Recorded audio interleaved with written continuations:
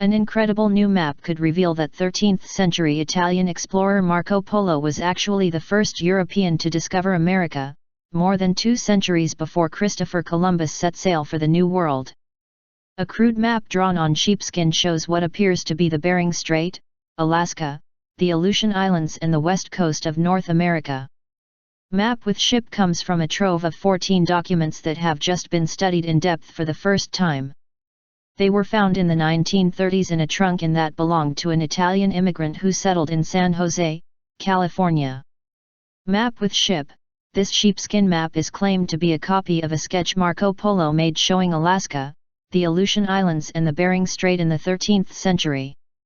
The documents, reportedly written by Polo's daughter Bellula, recount how the Venetian explorer met a Syrian trader on the Kamchatka Peninsula on the far eastern edge of the Asian continent, then sailed across the Bering Strait to North America. Before his voyage, the trader told Polo about a land far east, a 40 days voyage from Kamchatka. Smithsonian Magazine reports.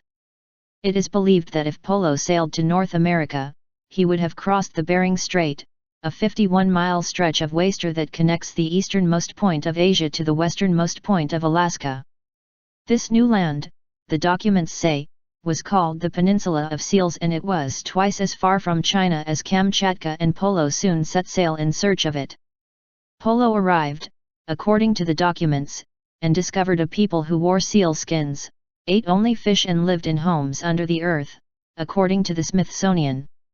The documents also describe a great glacier that came down into the sea.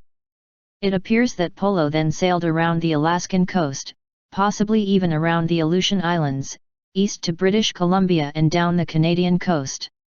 One expert, who authored a website called MarcoPoloinSeattle.com, even claims that the Venetian explorer even made it to Washington and Puget Sound. If the documents are authentic, they could overturn commonly held beliefs about Columbus' 1492 voyage from Portugal. It would mean that an Italian got knowledge of the west coast of North America, or he heard about it from Arabs or Chinese. Historian Benjamin B. Alshan, a history professor at University of the Arts in Philadelphia, told Smithsonian. His book, The Mysteries of the Marco Polo Maps, is due out in November. The documents have been in the Library of Congress since the 1930s and were even analyzed by J. Edgar Hoover's FBI.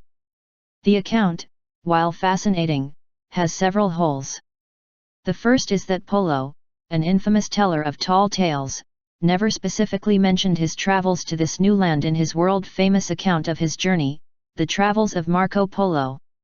He did, however, say on his deathbed, "I did not tell half of what I saw." Second, the source material remains dubious.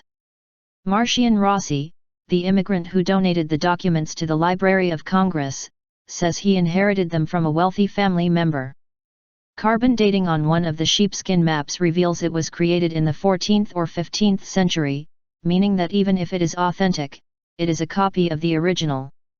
Still, the Bering Strait was not discovered until the mid-18th century, 300 years after the document was made. The ink on the map, however, has not been tested, meaning it could have been forged after the sheepskin was created. Gunnar Thompson, a controversial historian and the author of MarcoPoloinSeattle.com, also studied the documents in depth and argues that the landmarks that Polo laid out match up with remarkable accuracy to Chinese maps that date from before Polo's time, as well as maps that came after.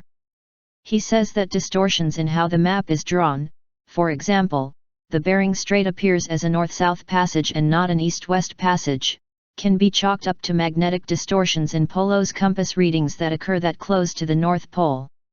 Calculating for the distortions shown on Polo's map, Thompson estimates that Polo made it all the way around Alaska and down to British Columbia before turning back.